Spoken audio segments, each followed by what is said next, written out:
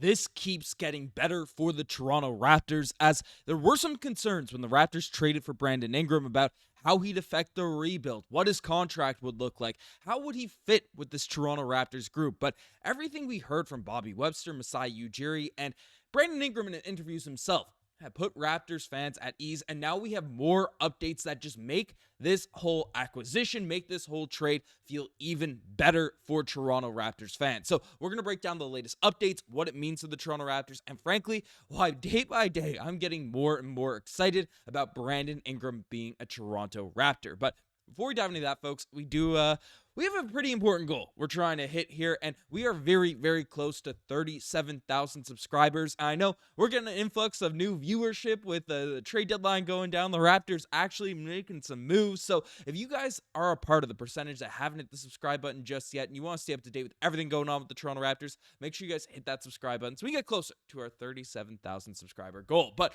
let's dive into the news, because frankly, there is so much stuff that gets me excited about this whole Brandon Ingram situation. So firstly, we have a little report coming from Grange, essentially that we briefly touched on this in the last video, but Ingram's interest is present in his presence. He is still recovering from a high ankle sprain suffered on December 7th, and it could be a month and likely more before he's ready to take the court with his new team. So there wasn't a particular rush for him to arrive and put on Raptors colors, but he was here first chance as he could have, and that was positively noted. So we covered in the last video about his injury situation, when we can expect him back out there on the court, and why him being out a longer stretch of time is actually better for the Toronto Raptors, because of course they are trying to maximize the chances at getting Cooper Flagg, trying to get into that position, trying to get into the bottom lottery odds. And of course Brandon Ingram, who is a monster out there on the basketball court, would hurt the Raptors' chances at losing a ton of games just this season, right? This is what's going on. We're trying to win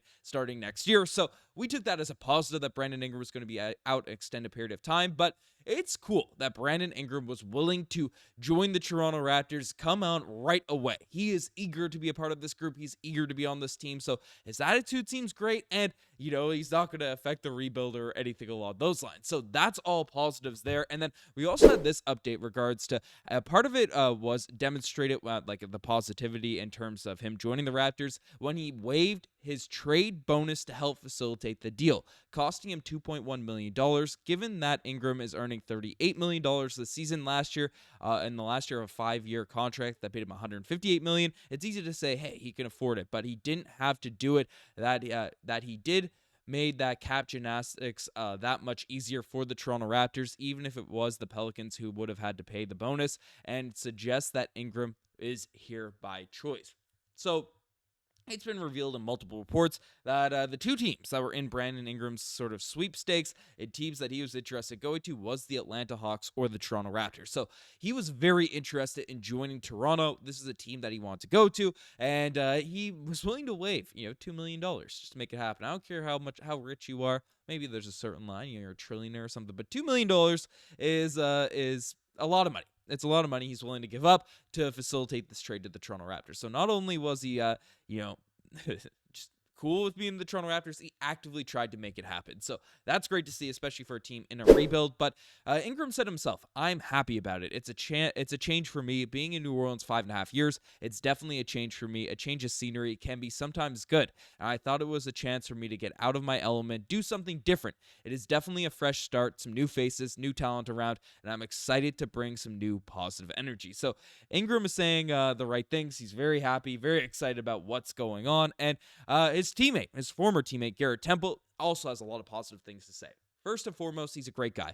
You can't say that about a lot of guys in the league, especially all-star level players. But B.I.'s definitely that guy. He cares about playing basketball. He loves playing the game of basketball. And in today's league, that's not easy to say about a lot of people who have been paid also. So that's high praise.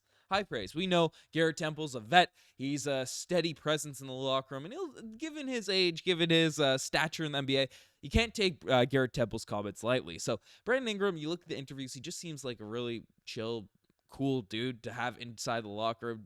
These star players, again, they usually have egos, they usually have drama, they usually have this. Brandon Ingram seems to be chill, and I'm taking the word of Garrett Temple very, very seriously here because of everything that's going on. So that's all like a positive there on this situation. And then basically, we also had this come out here as Ingram said, I just want to have fun. I want to show my personality. I want to get outside of myself. Looking outside in, I know Scottie is seen like a goofball a little bit, so that's a person that I want to be around, but also I want to bring some accountability out there for myself and others. I got a lot of personality. Y'all will see it.